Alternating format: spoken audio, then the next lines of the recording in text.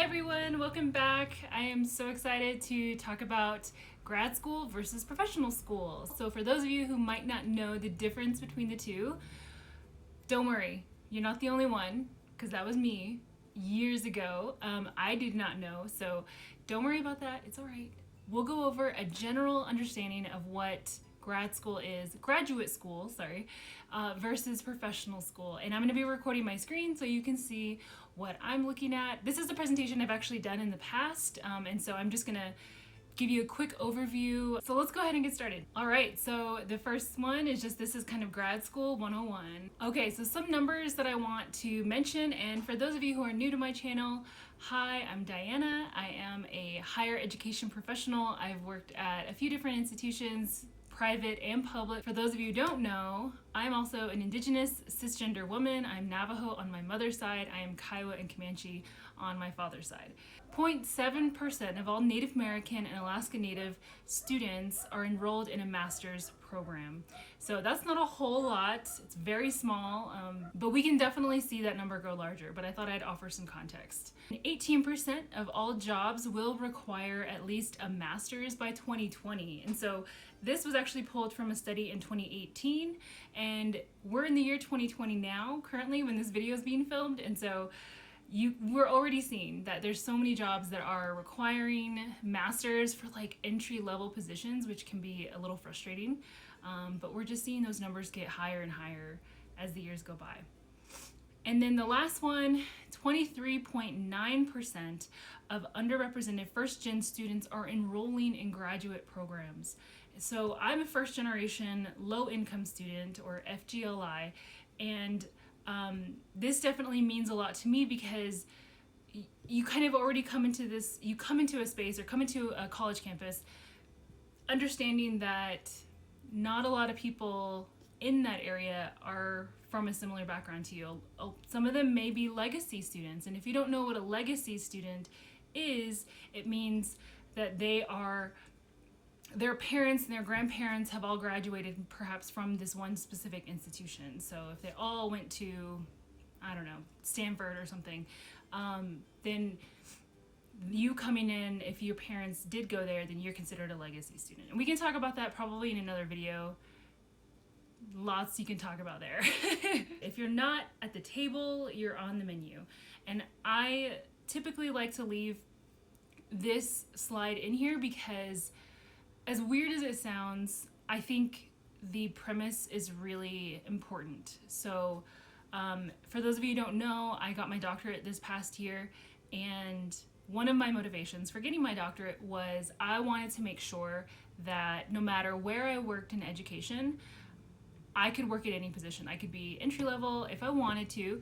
I could be a teacher, I could be a director, I could be a principal, and a lot of these positions require a certain level of education. And so I always wanted to just make sure if I wanted to go there, like be at the top, quote unquote, then I could if I really, really wanted to. And so, because a lot of the people who are in these leadership positions are not from the community. They're not attuned to what the students actually need. Perhaps they come from a legacy of, generational educational levels. And so this language here on this slide always reminds me that if you're not at that table, if you're not in that room with all these other individuals who are running the show, then you're on the menu.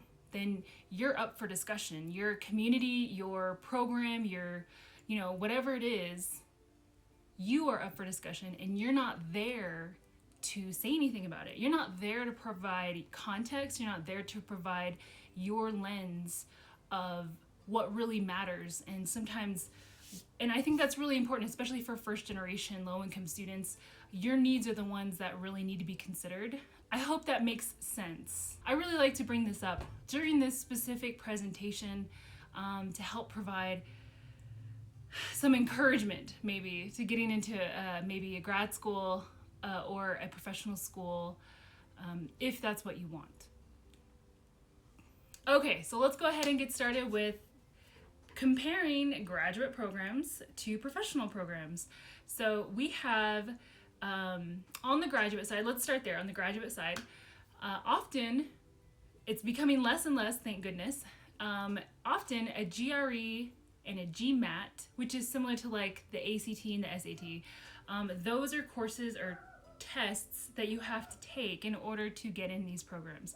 So they want to see your score and all these things. Luckily, I was actually really thankful that I did not have to take the GRE for my programs. I did have to take writing tests though for one of them, and so that was really good because I really struggle with standardized testing and things like that, and I think a lot of us do. So I'm super thankful that I ended up not having to do that. Okay, so graduate programs, they're training you to be very confident in your research abilities. So there's a lot of reading, a lot of writing that's involved with grad programs. And they're also asking that you make a unique contribution to academia. So for a master's, for many graduate programs, you'll be writing a thesis. And so that's approximately 40 to 80 pages. And it takes anywhere between 2 to 4 years to complete a master's program, depending on if you're full-time, part-time. That's just a rough estimate. If you're full-time, typically you can finish in maybe 1.5 years or 2 years. But if you're part-time, then it might take you a little bit longer, which is totally fine. And for doctoral programs, you will be asked to write a dissertation, which typically involves 5 chapters. And so we can talk more about that. I'm actually going to show you all a timeline of what it looks like to complete a doctoral program, and it's just a general overview of what a doctoral requires. So we'll talk about that.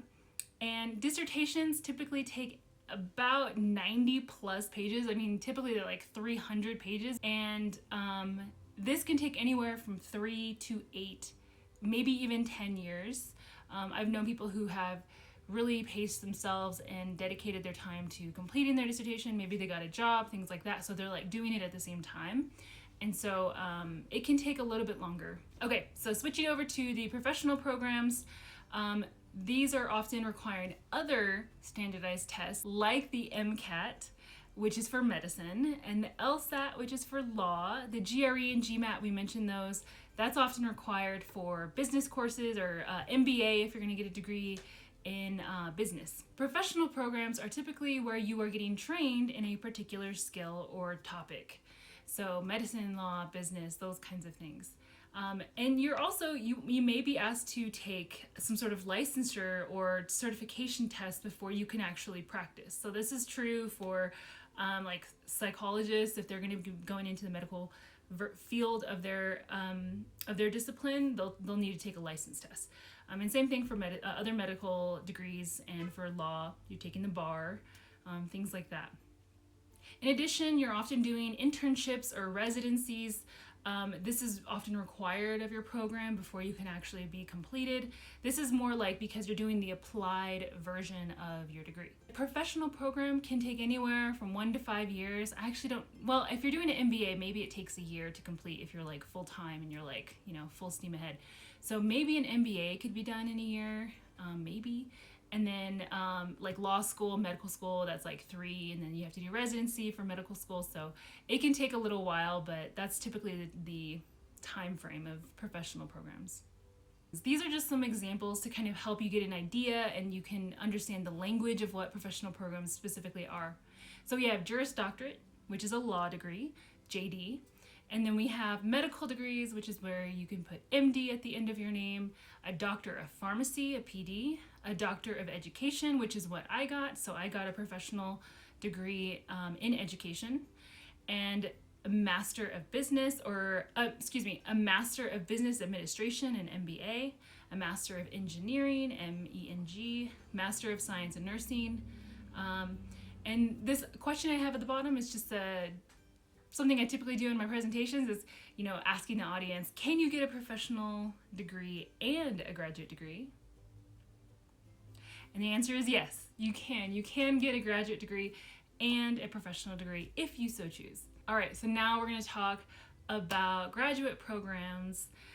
So like I said, these programs are designed to really prepare you to become a solid researcher at very high levels. So beyond what you had studied in your undergrad or college years, your bachelor's program. you're getting closer and closer to like a very specific topic. You're just becoming an expert as you go along. So some examples, a Master of Education. I have an MED in higher education, so that's what I have. A Master of Science, an MS, a Master of Art, an MA, Master of Science Nursing, MSN, a Doctor of Philosophy. So this is a PhD. So some people may ask what, difference between EDD and PhD. EDD is a professional program and often is for working professionals. It's very applied based. And a PhD, you are being trained to be more of a researcher. And so you will take, very in-depth courses on statistics and how to gather research and understanding methodology and all these things. You go really, really deeply into those topics. I went into those topics as well in my program, but we just didn't go as deep as a PhD may go. And PhDs typically, they are preparing you to be in research, and oftentimes I would say that it's for individuals who are interested in becoming professors or full-time researchers in some capacity. But that's not always the case. People with PhDs have gone on to do anything and everything, but they are preparing you to be a very solid researcher. Sometimes a PhD can be followed by postdoctoral or fellowship positions. Do you have to have a master's before you get a PhD? No, you do not. So there are some individuals who have gone from their undergraduate or bachelor's programs. They take time off. They'll maybe go and work and live life, have families, or join the military, or whatever it might be. And then they may come back and decide to pursue a PhD. And they just don't even need to get a master's. It's totally fine. And so that is a path that some people take. All right, so now we're gonna talk about the general timeline of the PhD. And like I said, I did not get my PhD, I got my EDD. And so when I drafted this specific slide, I actually collaborated with a few people that I wanted to make sure that because this is very reflective of actually the process I went through as well. Pretty much everything that's on here I did. Yeah, everything that's on here I did as well, but it's just a different type of program. And I also compared it to other people who have done PhD programs, and we wanted to make sure that we were sending a general idea of what a PhD timeline looks like.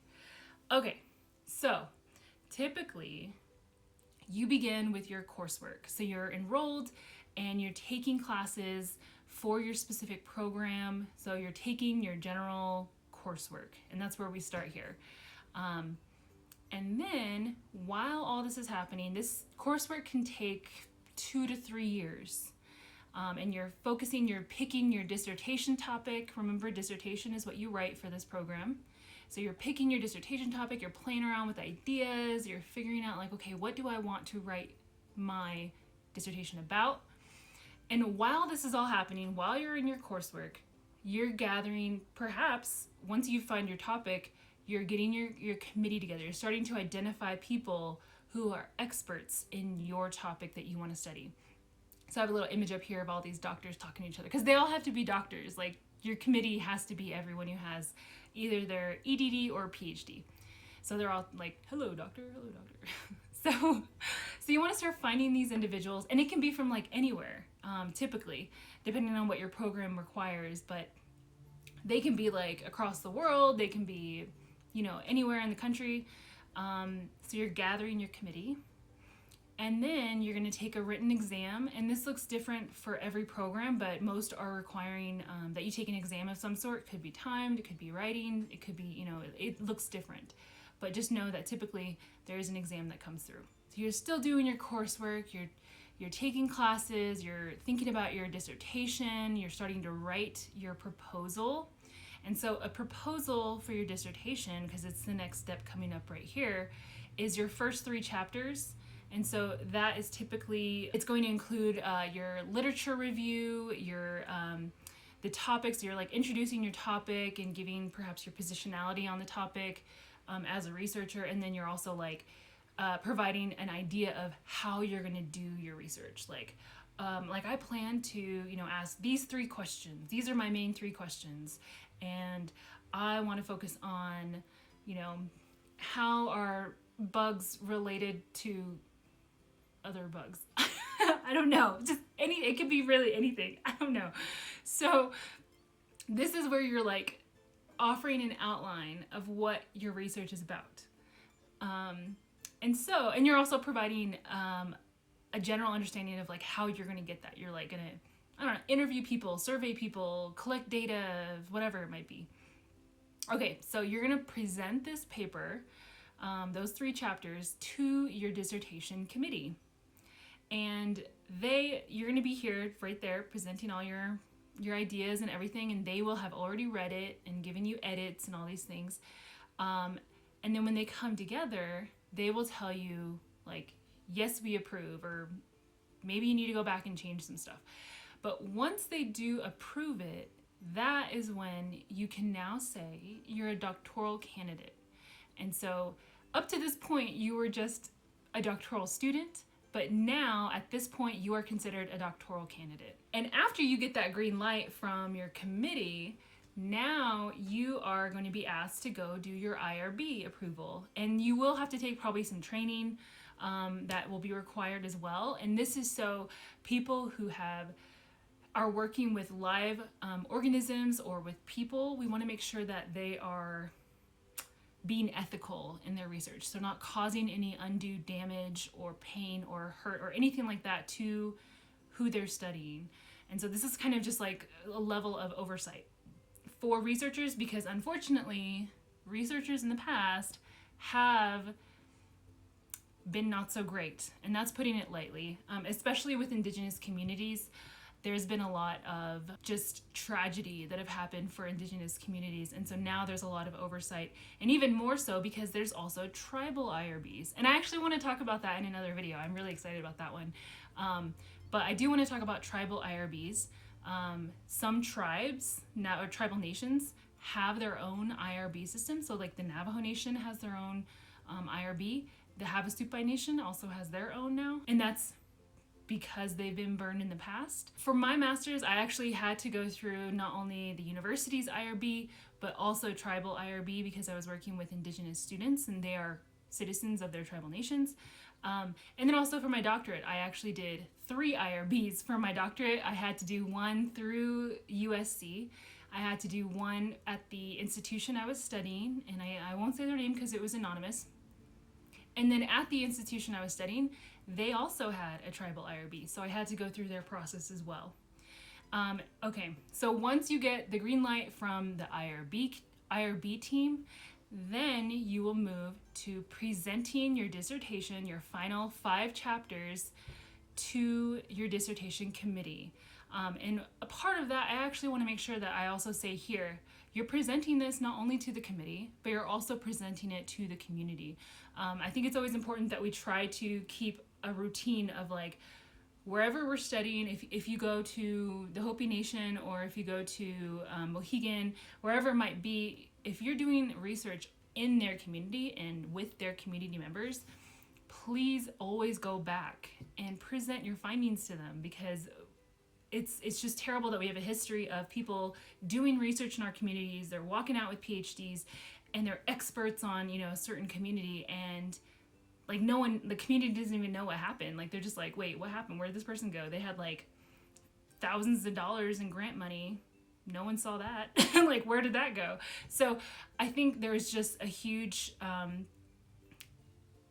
pattern of just no accountability for researchers, and I think there should be more. So if you're a researcher, please consider doing this and work closely with your communities that you're studying. But that was the last slide I had, and I hope this was helpful, especially if you just didn't know what it takes to complete a doctoral program, or if you didn't know what a graduate program versus a professional program was. That's okay, and I'm glad I could help and be a part of your learning, and I'm happy to share what I've learned as well. But that's all I have today. I hope you're all doing super well and staying safe. I will be back with more videos about higher education, about productivity, maybe just generally about my life. Comment down below, and I will see you all in the next video.